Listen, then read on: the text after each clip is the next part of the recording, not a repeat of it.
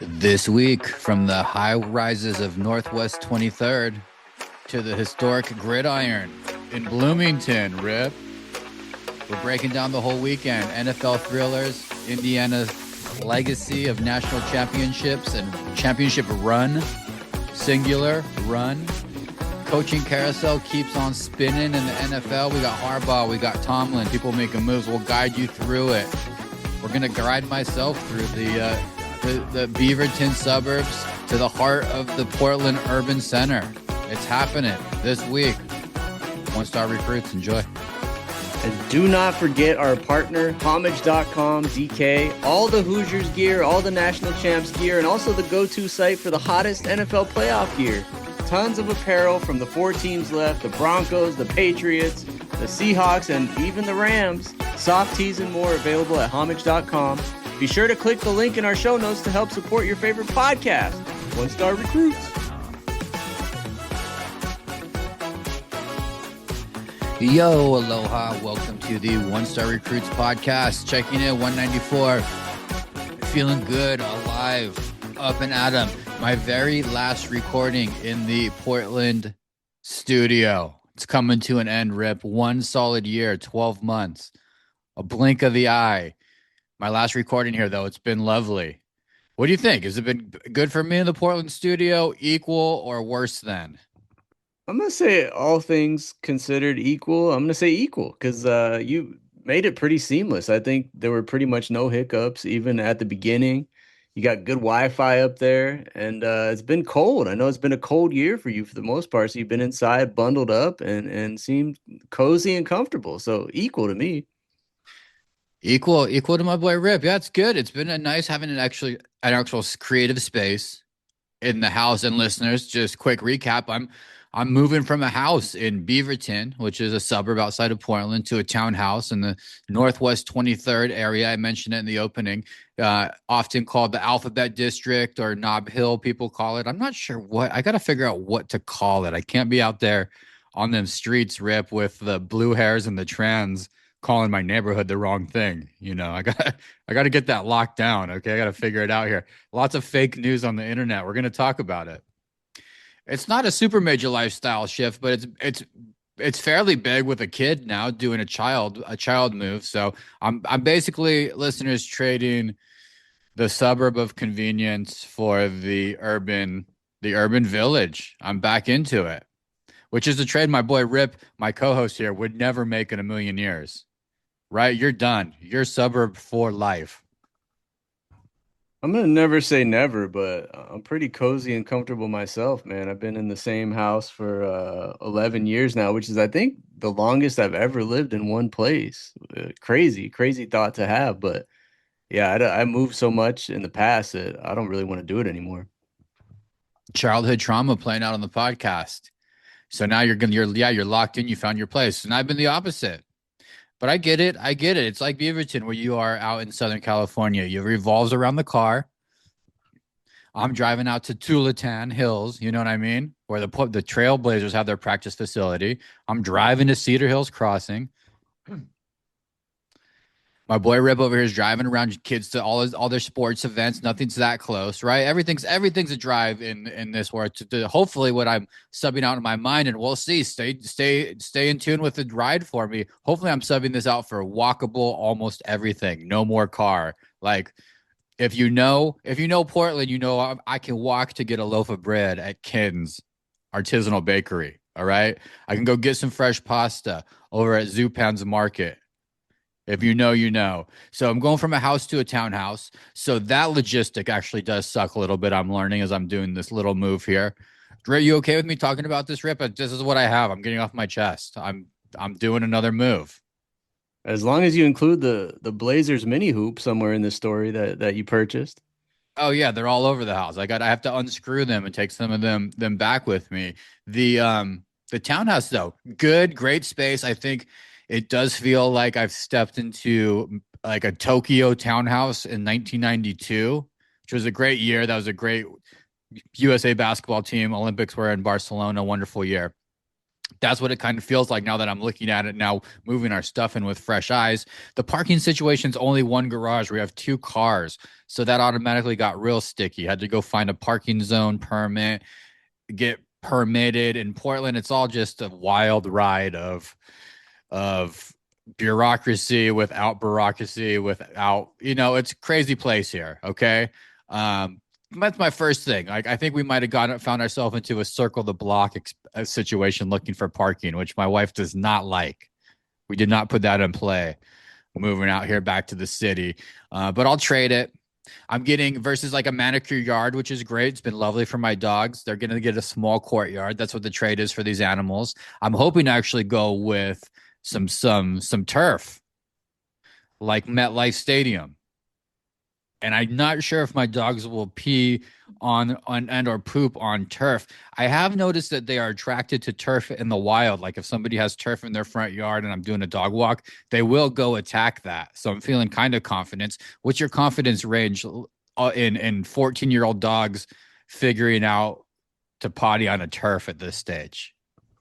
Well, I'm going to mix in some breaking batting cage news because the batting cage in my driveway, DK, that we've talked about extensively on this podcast, has turf over the concrete. It's been there for over a year. The batting cage has not been used for baseball. This is the breaking news. The batting cage has not been used for baseball in probably 60 days, but the dogs pee and poop on the turf daily. So Yes. that's Oh, your we had answer. a case study. This is great. Unplanned. Wonderful. Did you do anything? Or was that just organically happen? They choose turf over grass because you actually have grass to the left of you, turf to the right. Here I am, stuck in the middle with you. Did they choose that turf over the grass? Is that how they did it, or they did not have access to the grass? No, it's pro-choice. They chose the turf. I think that they're more comfortable with it. It's maybe softer, less itchy. Definitely doesn't give you the itchies. And unfortunately, it's become their favorite spot because I don't even know what to expect when I pull up that turf to look at the concrete. It's probably just going to be yellow. It's going to be disgusting. Got to spray that down. Okay, good. That's good news for me. That's my plan, though. So they're going to sub that out. So easy, nice access and manicured little green spaces they've had here. Nice. And they're going to get access to really big public parks. Forest Park, Washington Parks, all within less than a half a mile walk for me, which is going to be the good exchange. That's the exchange that I'm making here. Feeling a little anxious about it, but yard for big ass open space. I just have to walk a little bit too. All this stuff you're hearing, Rip, is getting my fat ass out of the house, moving around, meeting people, having better stories for this podcast, living more life, networking more, losing my love handle. You see what I'm doing, Rip? All this good stuff. This is called rationalization in a moment of anxiety, of movement. I don't know why this move. I think it's because I got a kid now. This move is just making me feel a little bit more anxious.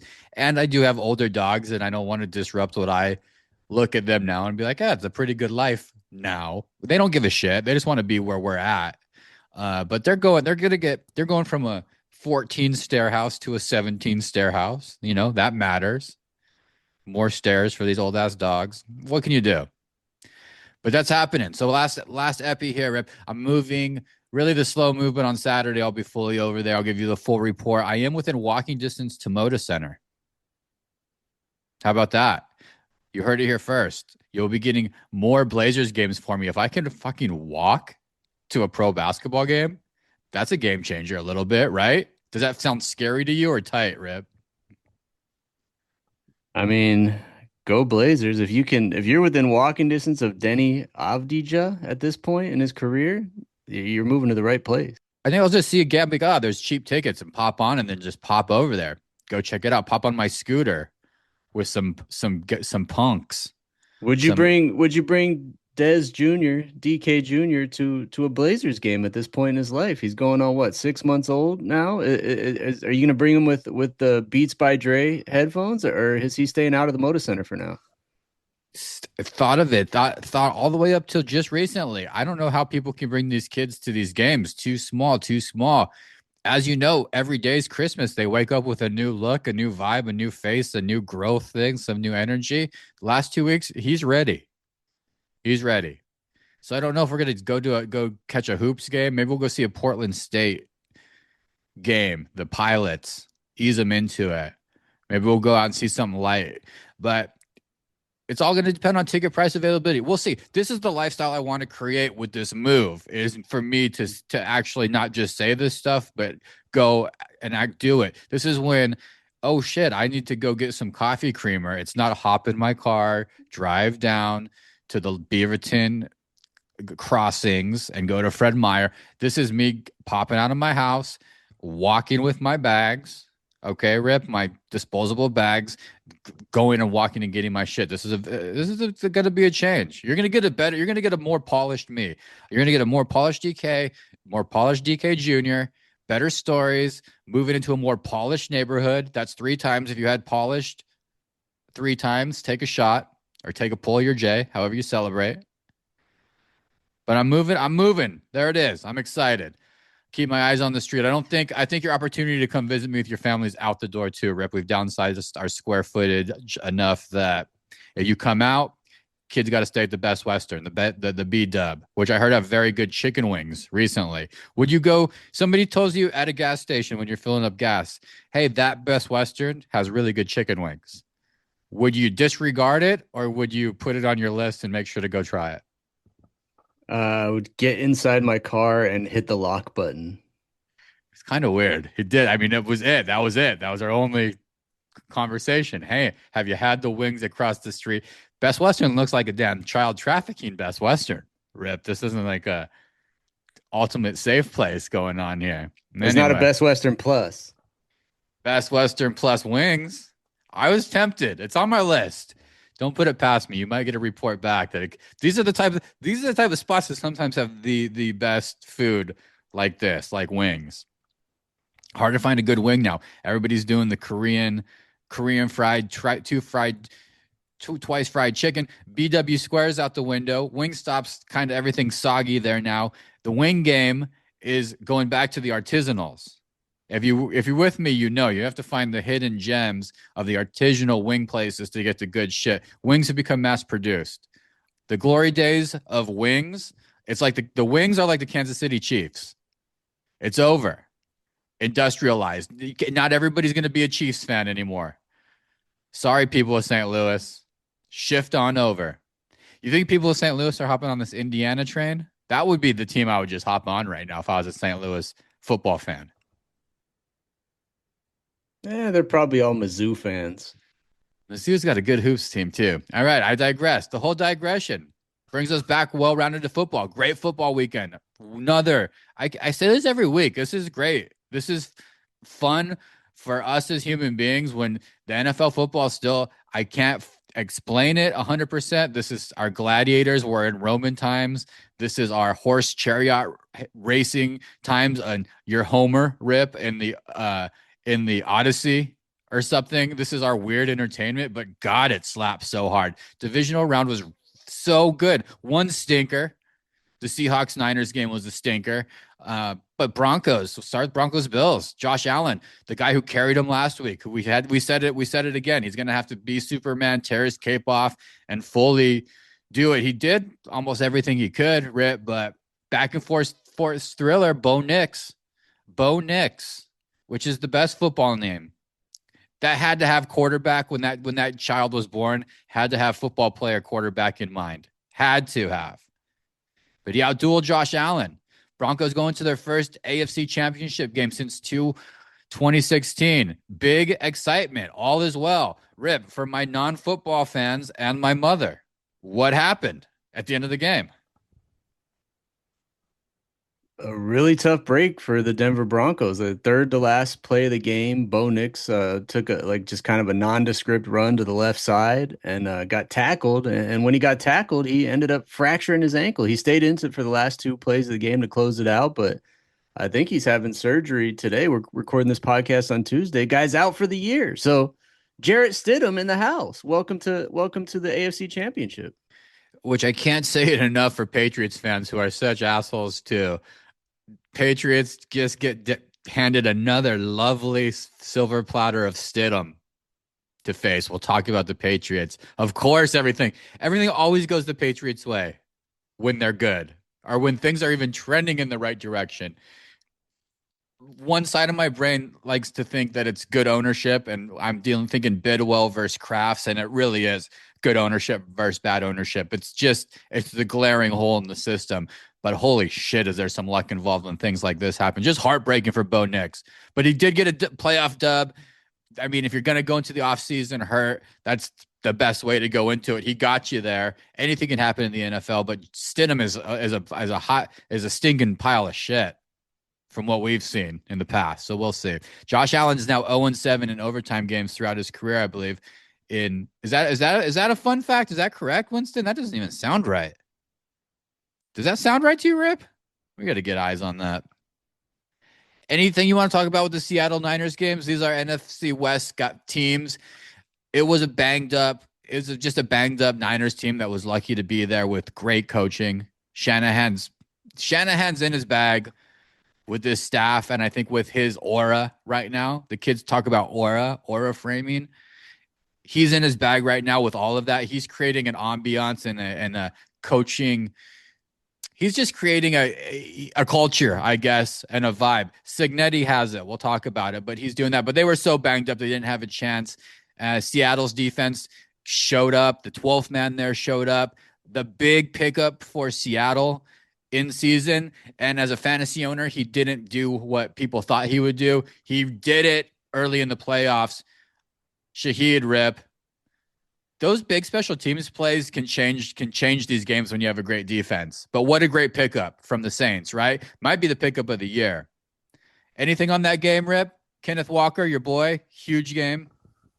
I mean, not much to say. Probably good thing the Niners didn't force and rush Fred Warner back. They might have lost 34-6 instead of 41-6, but save him for next year. I think the injuries just finally caught up to them. The most injuries in the NFL this year, besides, you want to take a guess? One more team had more injuries than the Niners. They're in your photo frame right now. Look at yourself in the Yeah, mirror. yeah, it's our Arizona Cardinals. It's just bad coaching. We don't even have an energy A lot of reduction. hospital balls in Hospital Arizona. balls. Yep, hospital balls. Yeah, at least the Niners have that and what is it, Rip? What is it? The substation built next to the arena that's making ligaments weak? Do you believe this? Yes or no? No, I think just a distraction to try to make an excuse for the injuries. It just happens sometimes. It wasn't their year to make it to the Super Bowl. They'll be back though. Shanahan, the best coach in the NFL, DK.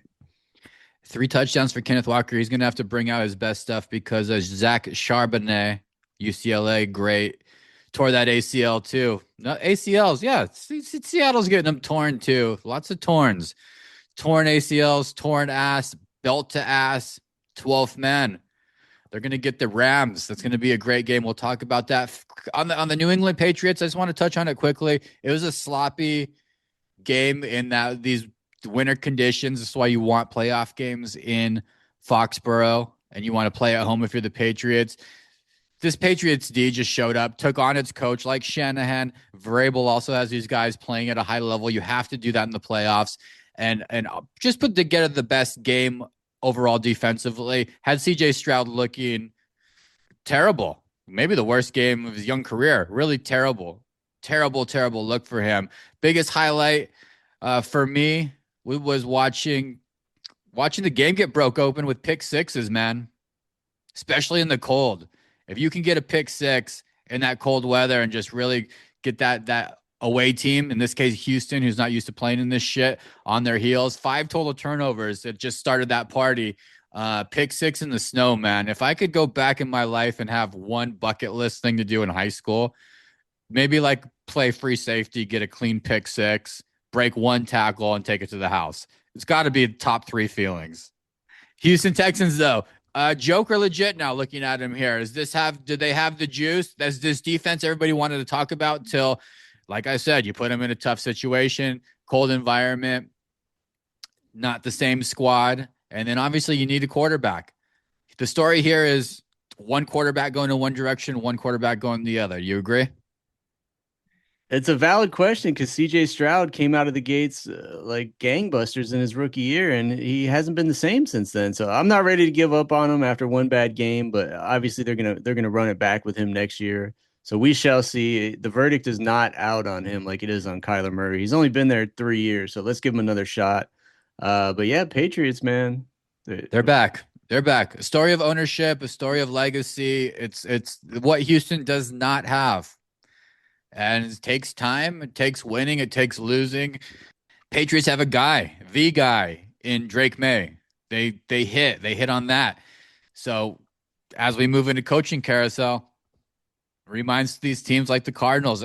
But I can't get ahead of myself with that thought process. This is where my head always goes, Rip. But it goes back to good ownership. So until Bidwell's gone, until we get somebody like Kraft in, even somebody like Mara with the Giants, some of these guys who are willing to spend the money, do the. I mean, how about Taylor Biscotti's uncle, Rip?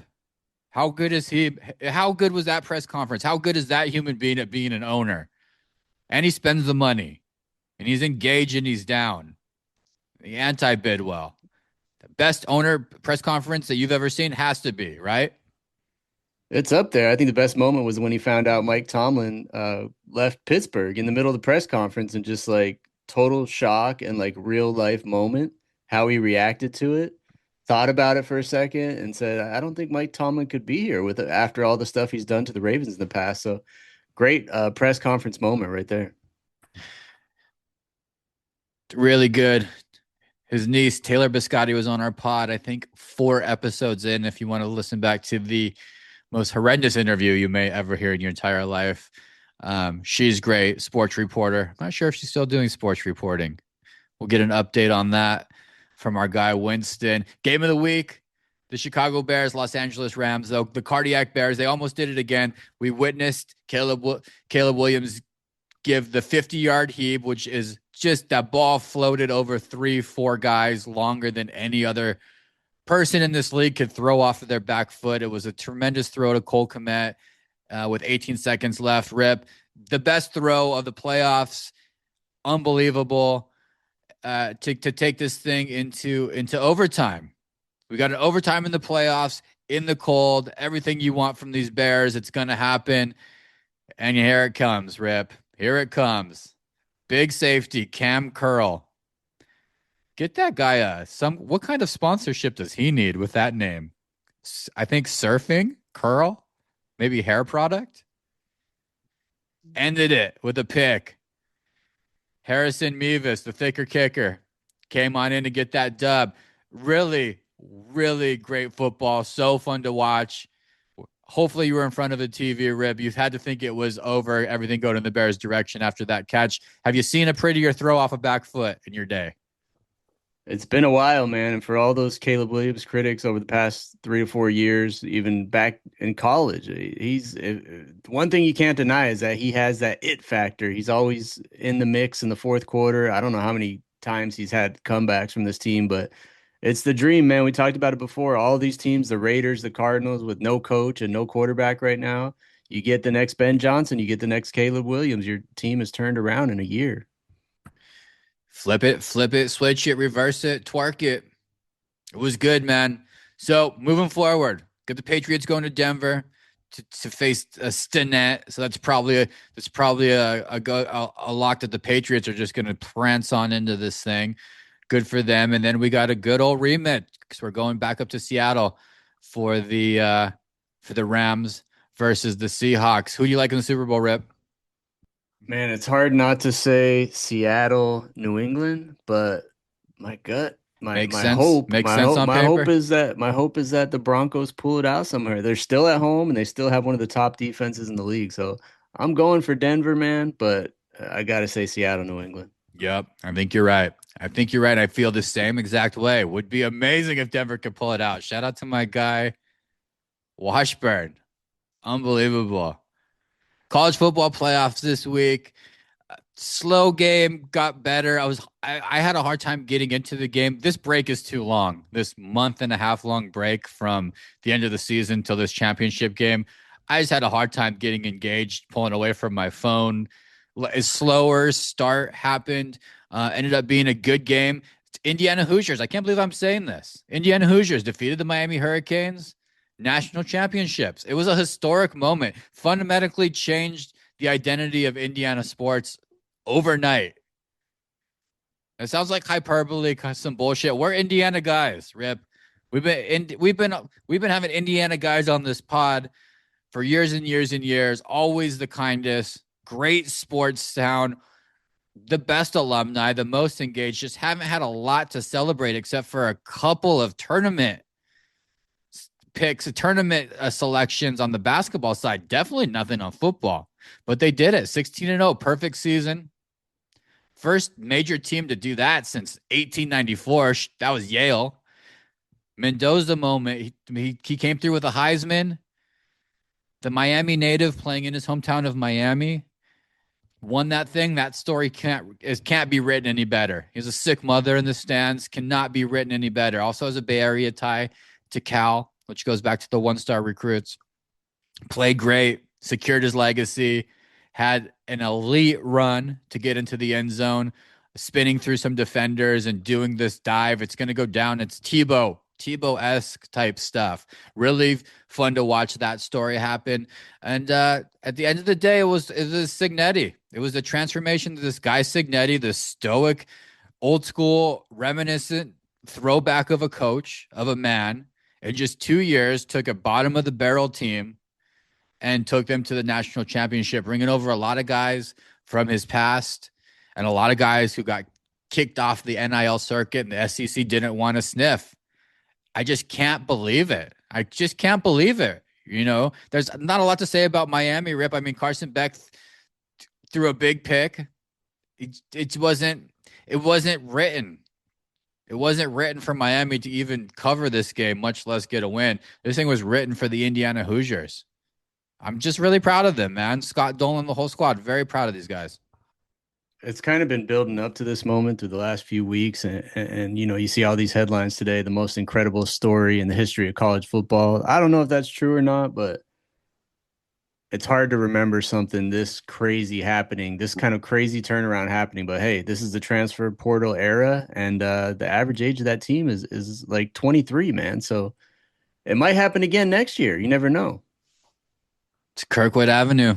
Getting live this week, getting live last Friday. That basketball label, we can peel it off for decades. That Bob Knight era just labeled that school as basketball. We did it in our interviews. We talked basketball. We weren't talking football. It's hard to find a zone to talk football. Go ahead and peel that label, hang it in the rafters. Call it a football town. Local economies just collecting money from football hotel rooms and dining out and people coming to watch ball of an undefeated team. It's good shit, man. Mark Cuban, congrats. He's a real one. They're going to come out too with some real money over this Signetti effect. Alumni are going to start pouring money into the NIL if this guy can stick around. He's got to stick around. Life's too good. He's going to stick around. There's no way, if the Cardinals pulled off the biggest coup, this would be it. If somehow Bidwell had this up his sleeve and wanted to overpay, this is the guy. But I don't think there's any chance he leaves. He leaves Bloomington and runs it back for another year. At least enjoy basketball season, being the GOAT on campus. Rip, I want to talk coaching carousel. You think there's a chance Signetti just rides the wave out of town now? He's at the peak. It doesn't get much better except to kick back and enjoy your riches. I mean, there's a chance because, like you said, he's at the peak. Go out on top, give yourself a new challenge, a lot more money. I mean, he's getting paid well at Indiana, but he could be making a lot more in the NFL after this moment. So I mean, here's the carousel. Let's see how we fit. Winston, pull that. Thank you, sir. Thank you. We got the Giants hired John Harbaugh, so fine. I think we saw that coming. I don't have many comments on it. I think it's the right guy for the job. I think he'll do fine. Rip, is that changing your world? Is that blowing your mind in any way, shape, or form?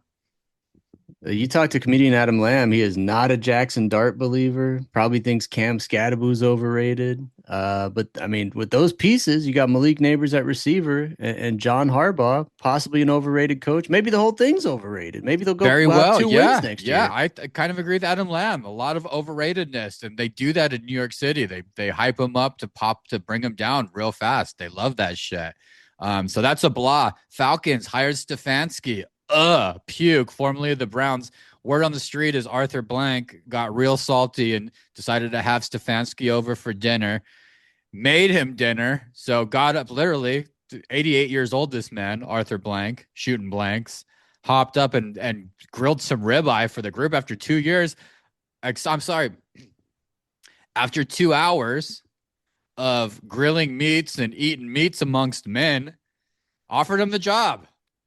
Seems thirsty. Arthur, Matt Ryan was there enjoying steaks, co-signed on it. You think Matt Ryan's just a yes, just saying yes right now? He's day 3 into his job. You think he's speaking up? No, I he's just think eating his steak. He ain't saying shit. Kevin Stefanski, the most blah creative player, head coach. If Michael Wilson's the most creative player, wide receiver in football, here is his doppelganger head coach, Kevin Stefanski.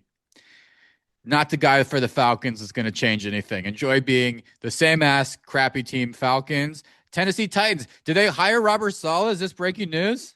Is this fake? Is this AI? breaking news. He's leaving. He's leaving San Francisco. So the Titans got him. I thought the Cardinals were hot on Saleh too, which I'm happy he doesn't have. He has 9 children. So Tennessee, no income tax, Rip. No income tax state. 9 kids. Makes sense. It's a lot of school money. So Brian Callahan's out of here. See you, Callahan. Robert Salah takes over. You say Salah or Salah, Rip? I say Salah. The most blah hiring that kind of went under the radar earlier this week. The Dolphins hired a guy named Jack Hafley or Halfley. I'm not sure. We'll see how Rip says it. I'm going to go with Hafley. Just kind of half-ass when I see his name. I think half-ass. He's the Packers defensive coordinator who also had big expectations this season and couldn't maintain throughout. They had some injuries, side note, but they were not consecutively very good on defense. They had big weeks and then they had down weeks and up weeks and bad weeks, which doesn't lead to the consistency I would want in Miami, who's needs coming off a GM and a head coach and a whole new identity. Just a kind of a diarrhea of a team and of a situation there, bringing in just a vanilla Jeff Halfley. Vanilla. You got any inside information on Halfley? I'm just trying to figure out how to spell the guy's name. I know he's Halfley. from Green Bay, but yeah. I mean, it's probably a lot different than Mike McDaniel. Change of pace down there. Anyway, just give me a quick thumbs up, thumbs down on these rumors, and we'll get out of the coaching carousel. Pittsburgh Steelers, Chris Shula, waiting to talk to him. He's the Rams defensive coordinator who's just big dick and everybody in the playoffs here. Steelers are hot on him, want to keep Pittsburgh a defensive town. Thumbs up or thumbs down, Chris Shula. Or nepotism at its best. He should have gone to Miami and follow Dong Shula and follow in his footsteps, man. Should have. Too much AI. By the way, we got back. Kwame Lassiter is not the father of Lassiter on the Texans. What's his first name, Rip? Kiwan? Kamari. Take that out. Edit that out. Kamari. Although there are direct links on the internet saying that he is the father. So it's still very confusing. But after we had a whole podcast meeting, we got together, a meeting of the minds, decided we're going with not the father. Did find out that possibly Kwame Lassiter, who died at the age of 39 working out from a heart attack, just very sad, does have a daughter who might be on the Dallas Cowboys cheerleading squad. That also could be fake news. This is a throwback to last week, okay? This was like a commercial within the coaching carousel and front runners segment, listeners. Buffalo Bills fired McDermott. Get him out of here. You can't lose in the playoffs this much and then go back the next year and keep saying your same shit. Just the time has run out. See ya. Thumbs up or thumbs down. We got Anthony Weaver, who's a former Dolphins defensive coordinator, and we're hearing rumors of a gentleman named Ahirio Avero, the Panthers defensive coordinator. A sleeper, your guy Davis Webb, still in the mix as a super dark horse. Who do you like in Buffalo? I'm in for Davis Webb. Anytime you mention that guy's name, it's going to be a thumbs up for me. I don't know a lot about Jesse Minter, but the Baltimore Ravens are hot on his ass. It looks like Minter is going to get that job, the Chargers DC, and they got Brian Flores maybe coming in too. I'm not even gonna ask you because I don't care as much. The Ravens belong to Lamar Jackson, and he's not going to win any Super Bowls. You heard it here first. That's going to have to change before the Ravens are good again. The Raiders, Tom Brady, they still have that first pick, so that's why this is pretty interesting. Potential Lamar Jackson trade being talked about for Fernando Mendoza. You heard it here first. Just think about it. They're looking for a big swing. That's what people in Vegas are talking about when I listen to my sources. But nothing coming up on the coaching carousel quite there yet. We'll see. Maybe Brady just comes back and coaches them. Who knows? Cardinals, the worst name possible coming out. Joe Brady, the Bills offensive coordinator.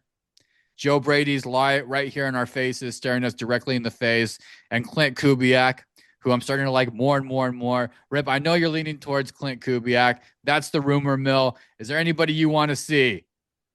You want to see Brian Daboll join the Eagles, Rip? You want to see Mike Tomlin head out to San Diego, have a coordinator gig for a little bit on the defensive side? What do you want to see? I just know there were 10 head coach openings. The Cardinals is probably the least desirable one out of all 10. And is this going to be the first situation where nobody wants to coach a team and they just go with no head coach? Or if Player they don't, coach? if that happens, they try to put their tail between their legs and try to rehire Jonathan Gannon, who they just fired. I could see the Cardinals doing some weird stuff, man. They're going to move their ass back to St. Louis. It's bad. Bad. Sad Boys Club. There it is. Sad Boys Club. It's not even. It's just bad, bad, bad. Sad, sad, sad. One star moments of the week. Also pretty sad. We all have them. We talk about them on this show. One star moments. The worst thing that happened to you this week, Rip. What's going on? I'm actually just going to piggyback right off that last bit about Sad Boys Club Cardinals. My one-star moment of the week is actually it goes out to the Detroit Lions. I don't know if you saw this, DK, a little bit under the radar, but they kind of poached the existing Cardinals offensive coordinator, Drew Petzing, I believe is his name. I don't get it. I He don't was get still it. employed.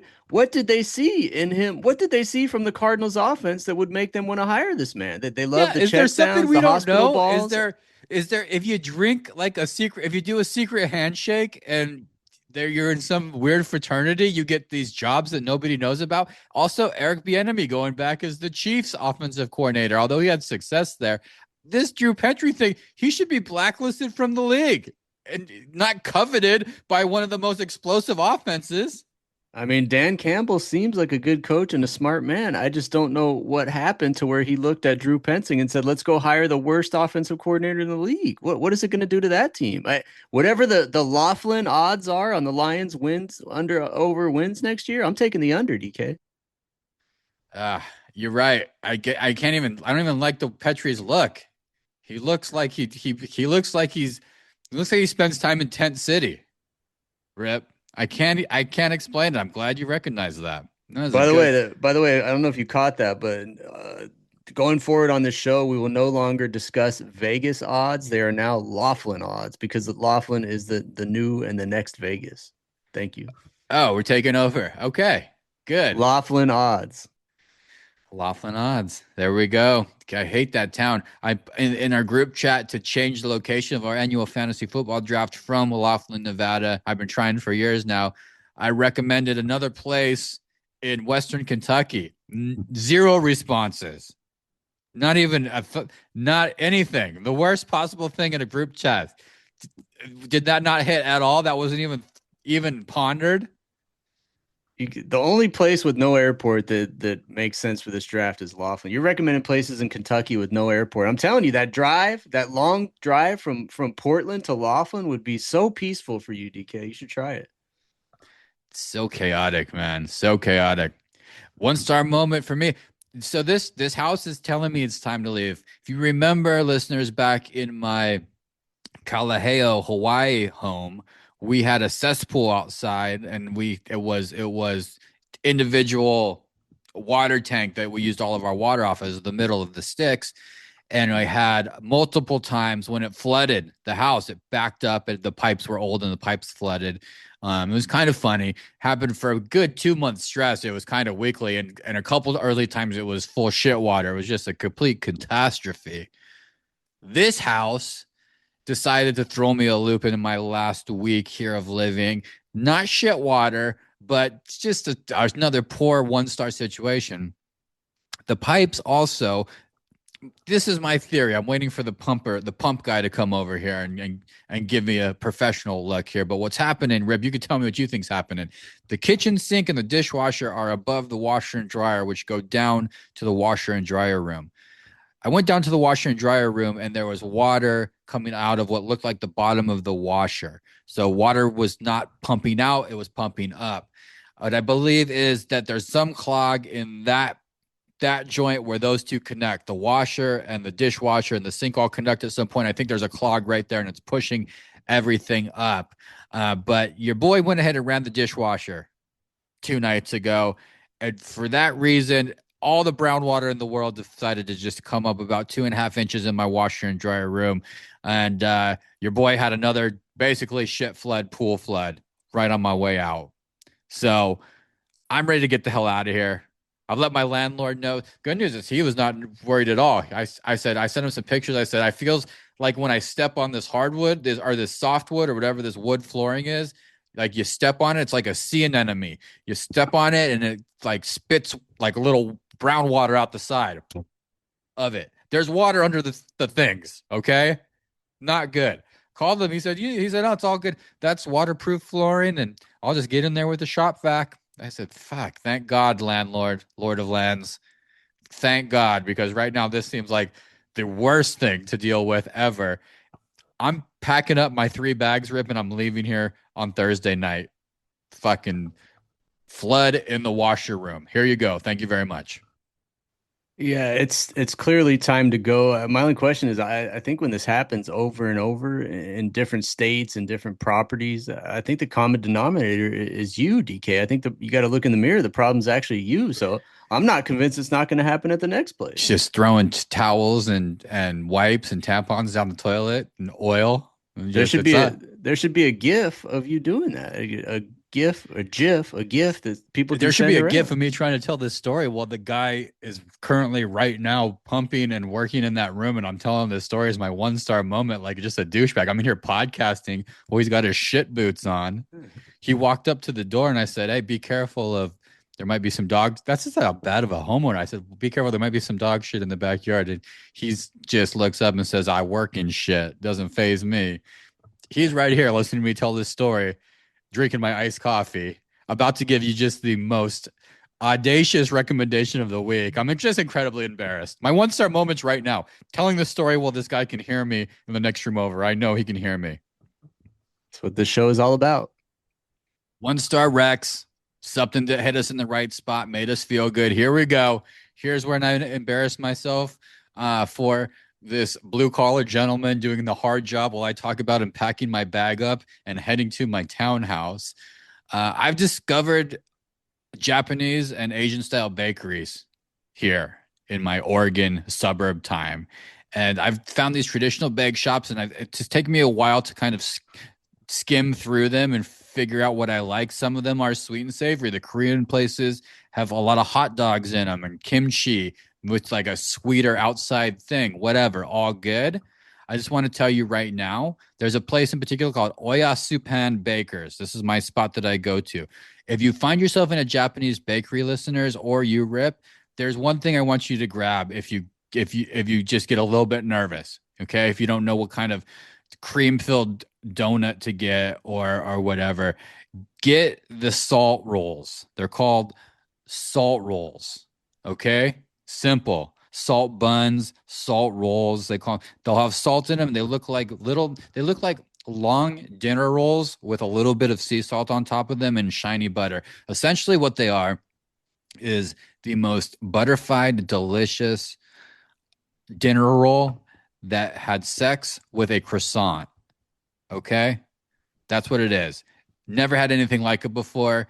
Probably 450 calories per bite. Like you can taste the butter squirting out of it like the floors in my washer room when you take a bite. It's how much butter is in it, but I've never had anything else really like that. And I've also been getting some of these savory donuts. They do this curry pan donut. It's a curry beef donut. Curry beef on the inside and then sweet on the outside. Sounds a little bit off. So amazing. So I'm putting people onto the next thing in baked goods. You're welcome. Once again, baked goods, Japanese or Korean bakeries. Sometimes they mold and have a little bit of a mix with French bakeries. Combine them all together, plop on in there, get yourself a salt roll. You're gonna have to walk to the Moda Center twice a day to burn all this stuff off, man. 20,000 steps a day. Here we come. You should be going to fresh bakeries. We only live one life. You should be going to a fresh bakery once a day and getting yourself one treat. It's life's too short to eat just 20 McNuggets. When was the last time you hit your McDonald's app? I'd say probably 15 days ago. Well, me too. So I can't say shit. What's your I gotta turn the notifications off though. They constantly send $2 McGriddle deals and free fries. I mean, it's ridiculous. You could eat there every day. They offer so many rewards on that app. It's insane. That's how they get you. That's how they what are your kids getting now? They still get the cheeseburger happy meal, or the cheeseburger meal, or the kids getting a little bit more aggressive with their McDonald's orders nowadays. It's still cheeseburger Happy Meal, but what I'm finding is that it's not enough food for them. It's probably built more for like a 4 or 5 year old. My kids are 7 and 9 now, so they could easily eat two Happy Meals. The craziest thing about it, DK, and this is breaking news, unheard of. I have a kid. One of my younger son does not like French fries in any manner. McDonald's, Wendy's, homemade, That's anything. right. He That's does right. not I like remember. fries. I It doesn't even remember make that. sense. Makes no sense. That's got to come around in adulthood. There's no way that sustains through teenagers and adulthood. They're too good. They're too versatile. I can't imagine either. I mean, he loves chips, but he hates fries. His arteries are probably going to be better off, but we'll see if it ever turns the other way. Maybe we could melt. We will melt his mind. We'll do a England trip and we'll do fish and chips where the chips are actually fries. He might just stall out completely. I think the only thing he hates more than fries are fish, so I don't think that's going to Damn work out. it. All right, my wreck of the week, DK, probably the best Christmas present ever gifted to my older son. Uses it every day. It's gotten me hooked too. I'm into this thing. It's a 3D printer. It's actually a kind of a kid's version. It's called the Bamboo Labs is the company, Bamboo Labs. It's the A1 Mini 3D printer. I knew nothing about these before this happened, but he asked for it. Santa Claus delivered. It's amazing, man. He's actually printing like useful things like an egg holder for the refrigerator, a little bowl that washes fruit on its own. He prints Okay. stuff every single day since December 25th. Probably, like I said, the most successful Christmas gift he's ever gotten. And we got to start getting more sophisticated. I think you can print like guns on that thing. I've heard people printing guns and other stuff, but That's true. we're just scratching the surface, man. You're scratching your surface today on a really good. You're having a great Chris Collinsworth podcast. Lots of words I feel like are getting mumbled together by you, and they've been really good. Let me get a sophisticated one more time. Sophisticated. That was clean. That was pretty clean. Rips reacts. Hit the music. Ex NBA star Mr. Odom arrested in Vegas on suspicion of DUI. Does it matter anymore? Man, just demons, DK. As much as you try to overcome that addiction, he's in it. He's hasn't been able to get out of it for a sustained period of time. So I feel bad for the guy. Rehab in and out. I don't know what else to say. It does matter. I mean, he's still alive and still trying to beat him. But man, I wish him the best of luck. Knicks are in a tailspin. What was started off as a season that looked like it was really positively continuing to move up the hockey stick curve has gone drastically down. They're playing like shit. They got beat at home by Phoenix.